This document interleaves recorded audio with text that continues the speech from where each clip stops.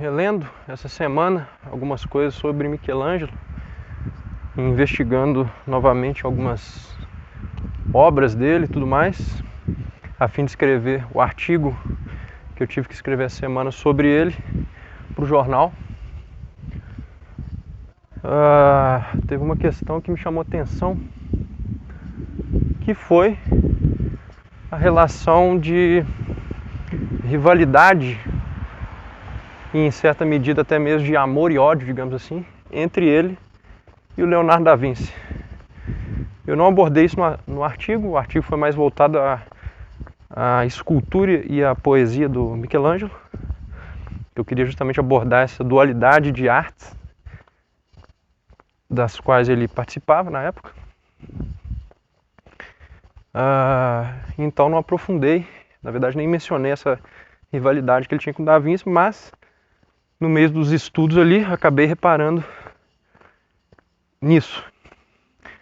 E é bem interessante que ele, em cartas às vezes para outros amigos e tal, às vezes zombava do Da Vinci, de um modo às vezes até cômico assim, de um modo satírico, né? Por exemplo, em uma questão sobre a discussão acerca da beleza na pintura e a relação, mais precisamente, entre pintura e escultura. O Da Vinci ele era mais voltado à preponderância da pintura sobre a escultura, enquanto o Michelangelo prezava o contrário, embora em alguns escritos dele ele na verdade dá um peso semelhante às duas e fala que elas têm algo em comum, que elas partem ambas da mesma faculdade, que seria, no caso, a questão da visão, né, e o tato e tal. Então elas partem de faculdades, por partirem de faculdades semelhantes, elas poderiam ser enquadradas e classificadas no mesmo plano hierárquico, digamos assim.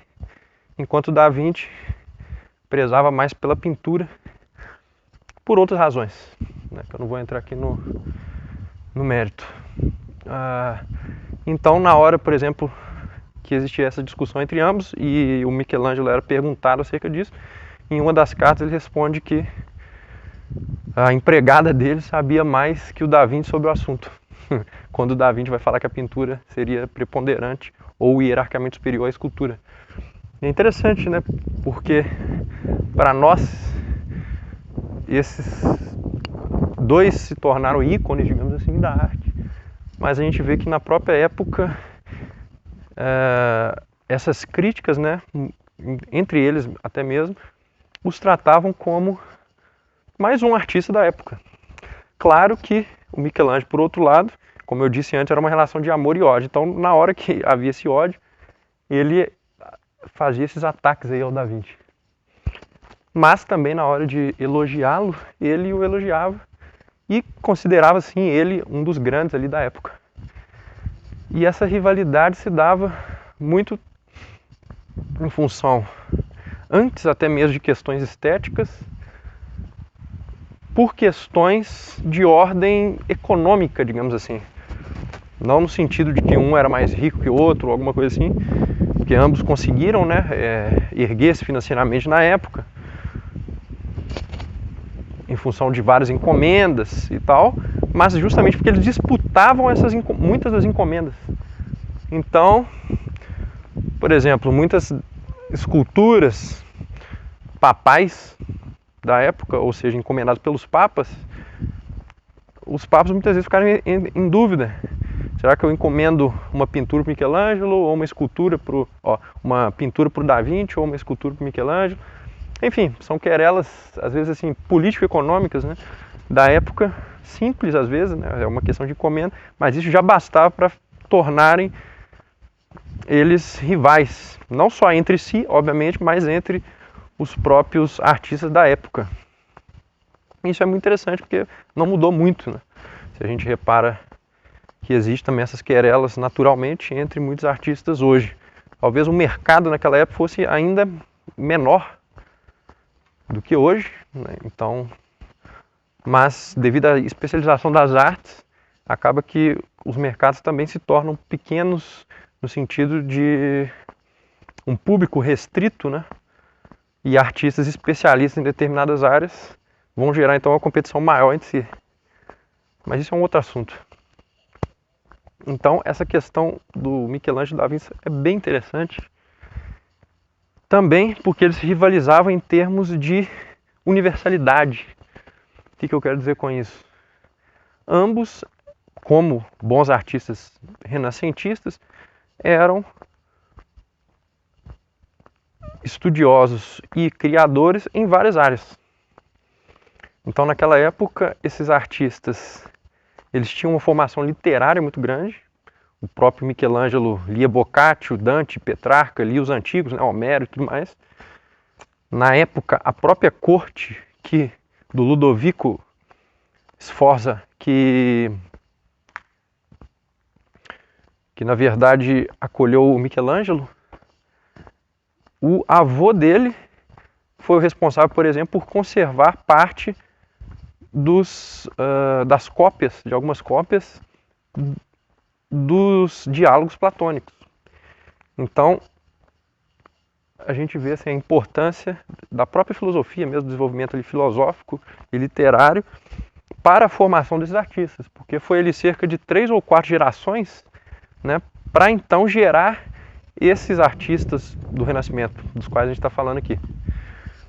Ou seja, 3, 4 gerações de intelectuais mesmo.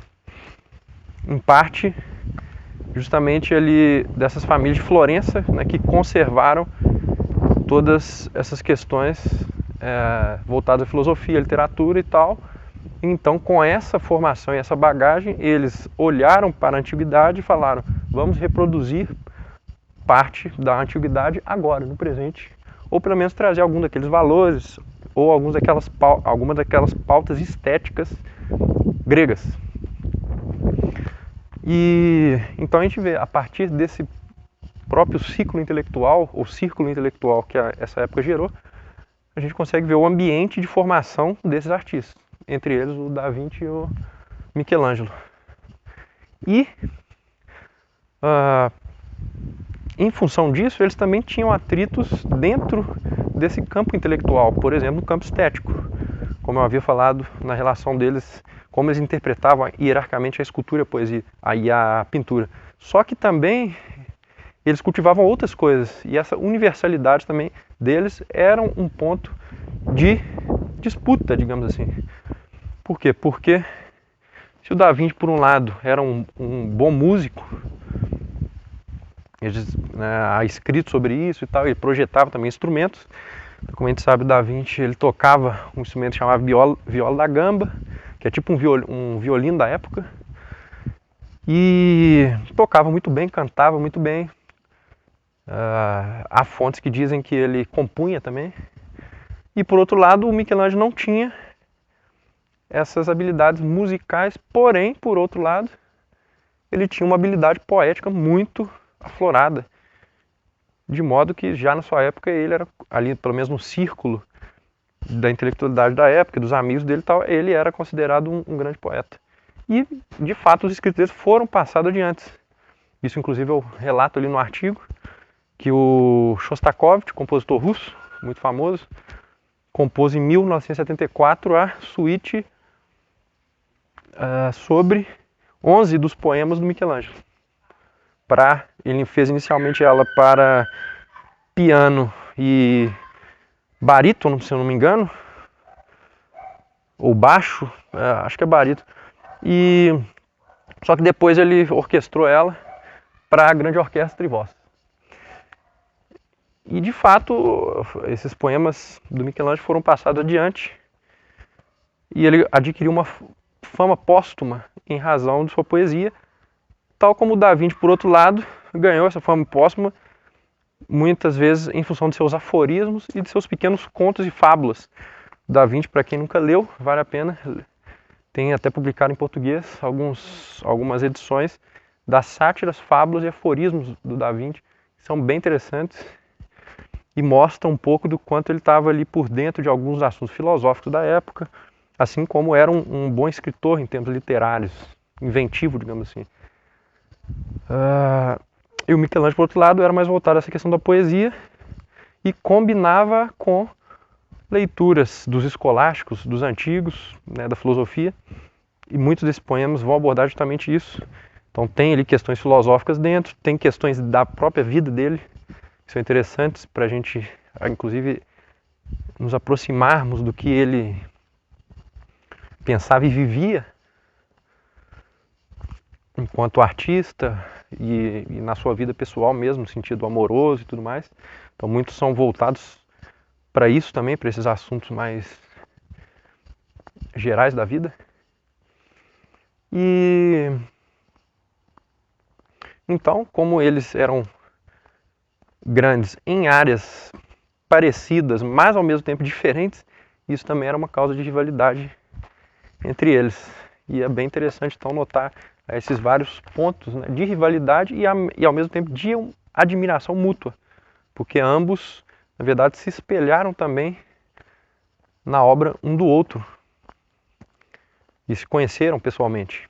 Então, é uma relação aí de amor e ódio, mas que é bem interessante, justamente por um ter motivado o outro, tanto num sentido de apropriação de coisas da obra de um do outro, como também no sentido de comparar-se em termos dessa universalidade que eu acabei de expor anteriormente. Então é isso, pessoal. A reflexão de hoje aí sobre Da Vinci e Michelangelo. E quem quiser ler o artigo, está disponível no Jornal Diário Popular. É Michelangelo, da escultura à poesia. Abraço.